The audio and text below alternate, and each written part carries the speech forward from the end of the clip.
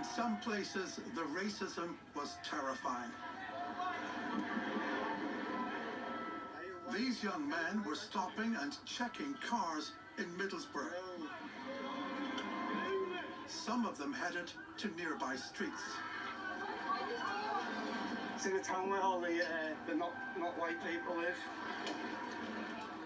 This is one of the most shocking videos of the disturbances.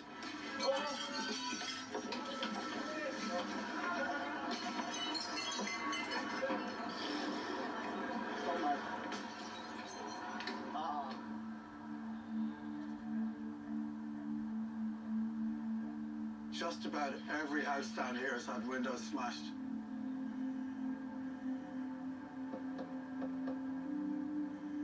If this window was smashed, are you frightened? Yeah? Yes. Okay, well, thank you, love.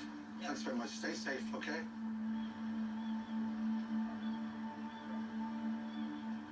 There's something very, very ugly and nasty looking up and down the street. So they're wearing face masks. Yeah, and shouting. Yeah. My child, he saw what happened. White families were caught up in the violence too. When I came back, there was a car upside down, burning fiercely, lots of smoke. About an hour later, there was a gang of 40 to 50 youths came from that direction, and I heard glass smashing.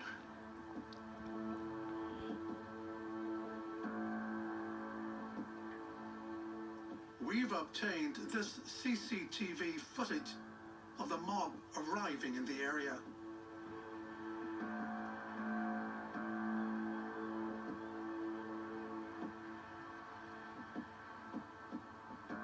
One family whose home was attacked agreed to speak to me on camera. Hiya, how you doing? Jane's husband is here on a student visa. She and the children joined him last October. This is what we left to eat. I was coming out from the kitchen.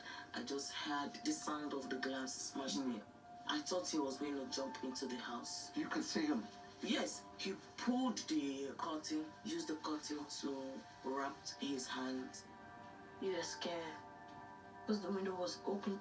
You're scared that they would come in. Kids, they were shouting, they were crying. Anytime there is a knock on the door, they will think something bad was to happen. Why Middlesbrough? Why now? The people of Middlesbrough have every reason to feel angry and frustrated. They've lived a life in which things have been gradually getting worse for them and people like them. Some of the poorest postcodes in the country are right here in this town. And we've seen downward mobility continue, tumbling really, for decades.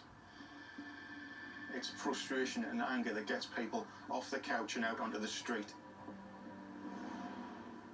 Middlesbrough has one of the highest rates of unemployment in Britain.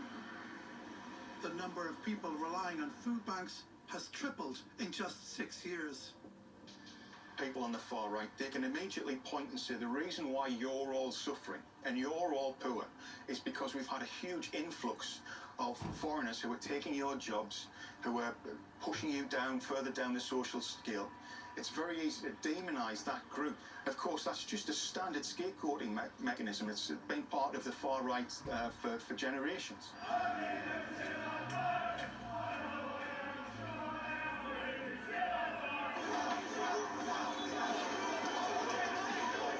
The far right isn't organised by a single group, but it does have a figurehead. Tommy Robinson, the former leader of the now disbanded English